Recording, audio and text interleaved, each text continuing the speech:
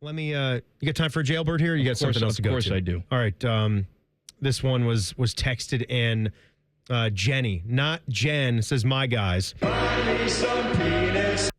So there was a woman on my flight back from New York this week that kept her long hair draped over my seat. This is interesting because rude. This is, you'd think like Jenny here, she knows, I don't know how long her hair is. I don't know. I guess that's not part of it, but follow me. I've seen things like this on social media, but was literally shocked to experience it firsthand.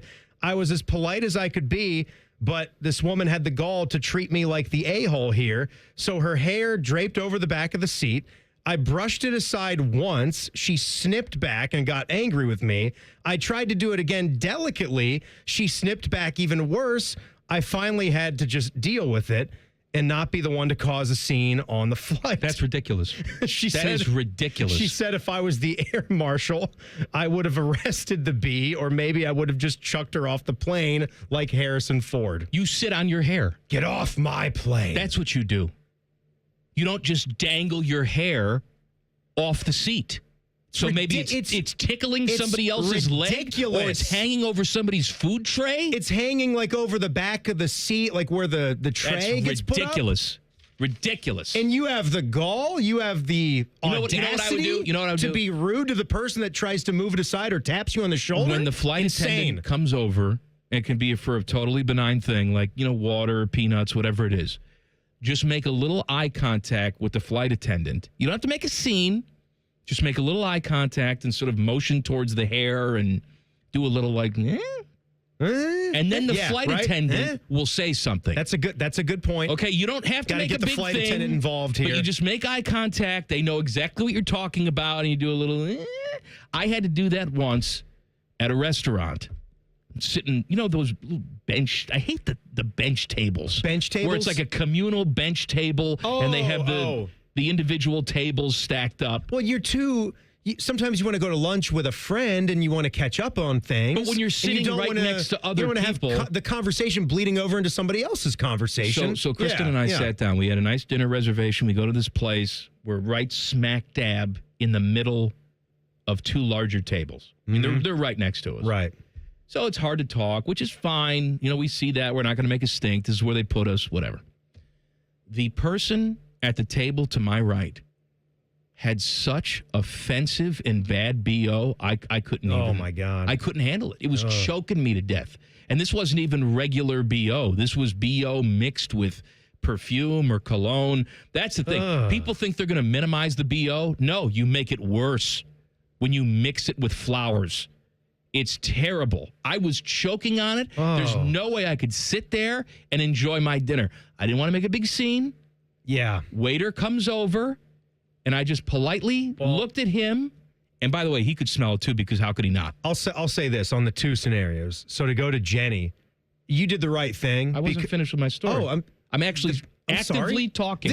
The BO, okay? I'm actively speaking and telling this. Teddy.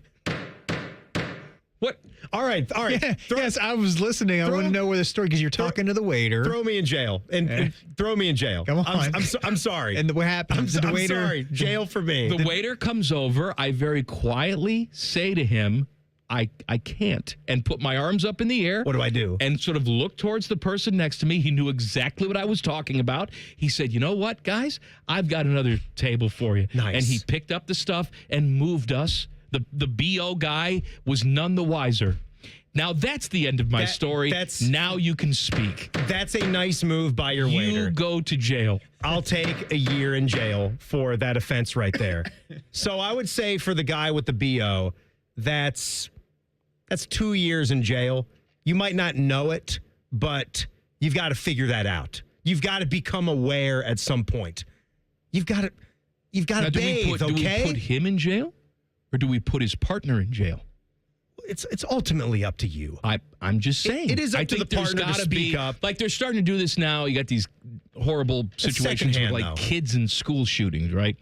If it turns out their parents miss all these signs and just have like AK-47s lying around in the house. Right, that's true. Even if they legally bought them, you should know what the hell your kid's doing. There's a chance you go to jail. Yes, and yes, there's a chance you should go to jail. If you actively know that your husband's walking out smelling like cow manure and you allow it to happen, there's got to be some sort of residual punishment. Something maybe it's halfway then. If it's 2 years for the person with the BO, then a year for the person that is letting it slide. With Jenny on the plane, I agree you don't want to cause drama.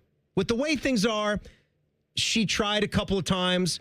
Your advice about gesturing like you did with the waiter to the flight attendant, that would have been a good thing. She didn't think about that. They'll generally know what you're talking about. She was probably a little flustered, though, but you want to be the cooler. She was the cooler head. The person that thought that was okay to do and actually had the gall to snipe back, I want to say 50 years.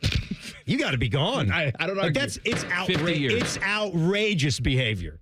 Timmy is scaring people, and we need to get him to stop. I saw something today. I'm embarrassed for him. I'm embarrassed for this show. And I'm going to tell you what it is, and I'll have an example for you. Oh. I'm going to show my work. This is like a math question. I'm going to give you the answer. I'm going to show you my work. Okay. Coming up next. Common Man and Timmy on the Fan.